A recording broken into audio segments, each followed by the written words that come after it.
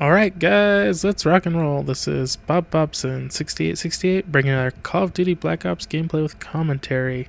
I will be using the Famas with dual mags and red dot sight as my primary and the M1911 as my secondary. Domination. I will also be using Willy Pete's and frag grenades, and my perks are Flak Jacket, Warlord, and Marathon, and my kill streaks are Spy Plane, Care Package, Attack Helicopter. This is pretty early in the prestige, so that's kind of why I have those kill streaks, and I still have the Willy Pete going. But anyways, I'm gonna get a nice kill here. Watch this. Grenade actually hits him, blows up, and kills him for the first blood. But anyways, I'm gonna try something a little bit different on this video instead of talking about the gameplay, which is what I enjoy anyways, is talking about the gameplay. But a lot of people want to hear personal stories and stories and watch the gameplay, I guess, in the background. And this is a pretty decent game. It's not my best and it's not the best, but it's pretty good. I'm gonna have a decent KD, and I'm gonna have a couple really good runs here, and I'll make it through all my kill streaks, so I think it's pretty good. But anyways, I just want to talk about I had mentioned this in previous videos. My friend got married last month, and I was the best man, and so that means I was in charge of the bachelor party. Now, we both work together, and we work overnights, and we're super busy on weekends because we work at a grocery store, and the weekends are always really busy. And so we had planned on doing it on a weekday, so more of our coworkers could come, because a lot of his friends and my friends work with us, and so we kind of want to do it on a weekday. But his fiance at the time's brother works as a vendor, and I guess he's really busy, and he could only get Saturday off, and we didn't particularly want to do it on a Saturday, because that's our busy day, and it's harder for more people to get off on a Saturday. But since she insisted that he had to be there, I don't think they're close.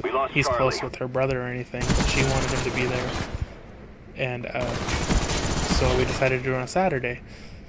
And then I can't remember exactly what happened, but we had planned on doing it this one day, and then she said that day wouldn't work for whatever reason. So she picked the day we went, is kind of what I'm trying to get at in this part of the story. She picked the day that we went.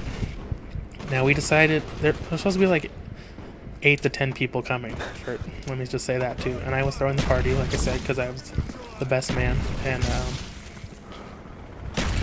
the plan was to meet at my house. We were all going to eat, and then we were going to do a little bit of drinking, and well, I wasn't going to drink because I was going to drive, and so we were going to do a little drinking, loosen up, and then we were supposed to go to a strip club. Now, let me tell you first about Idaho strip clubs. We have two kinds, really.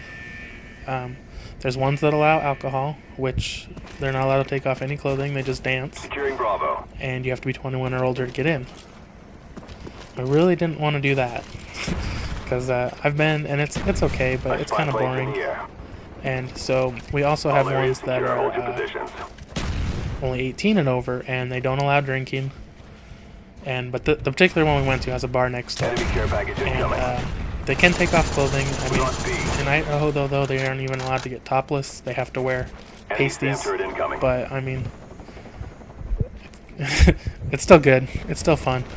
So we were going to go there, and we are going to go have some fun, and then we are going to come back to my house and do some more drinking. Now, us that work overnights, we stay up all night, so this was an easy plan to do. So I told everyone, around 5 o'clock or so, I would start making the pizza and everything, and they could come over, around 5 or a little after, or whatever they had to do. So 5 o'clock, nobody showed up. 6 o'clock, nobody showed up. 7 o'clock, nobody showed up. I text him, and I was like, what's going on? Nobody's here. You're not here. What's going on? I don't hear anything till 7 o'clock, and his fiance texts me, and she's like, he's sleeping. Do you want me to wake him up? And I was like, yeah, I'm just sitting here waiting for everyone. So then nobody else that we invited ended up showing up. He shows up. His future brother-in-law shows up, and another friend shows up. And then his dad and his brother were supposed to come, but I guess they drove by my house and didn't see his car, so they just left. But his fiance had actually dropped him off because she knew he was going to be drinking. So we finally we all eat, I think we had a couple drinks, and we go down there. Now, like I said, she picked the day and everything. So we get there, and it's like packed, super packed. And I've only been there once before, but it was on a Sunday, and it was Father's Day, and there was like 3 other people there. But this time, the parking lot was completely packed. The parking lot next door was completely packed.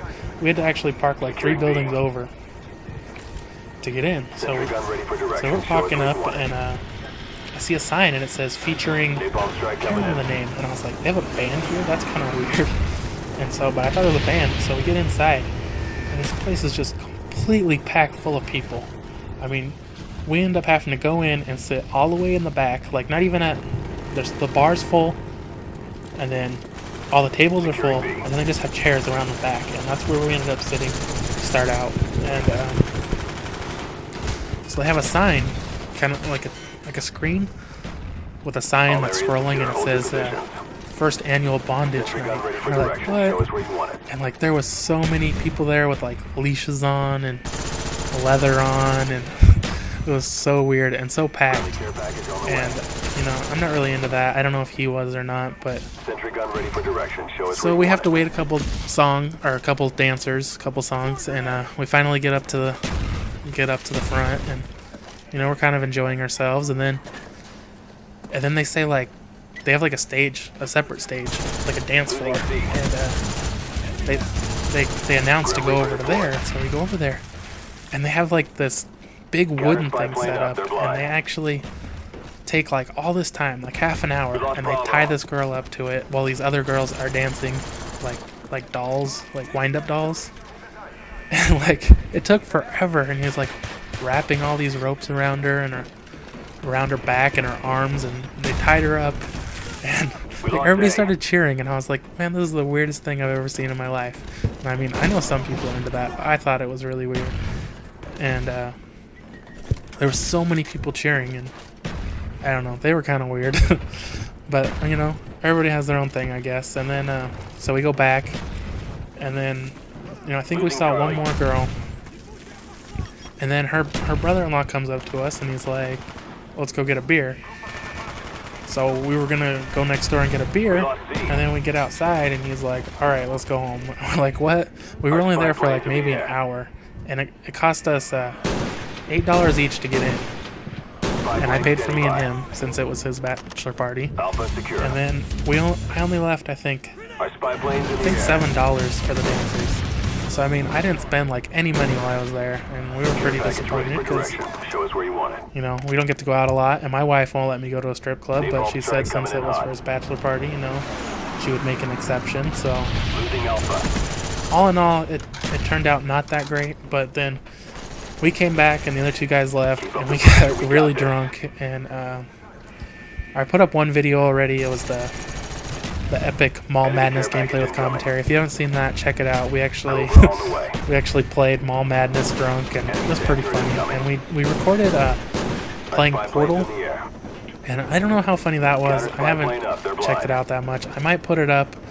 You know, we just started Portal 2, but I'm like so drunk and tired. I just look like I'm gonna fall asleep the whole time, and he's for some reason just eating the whole time. But it was pretty good. But this game is almost over, and I don't think I get to use my Cobra here. And I did pick up that PSG-1, and I got a couple kills off of it.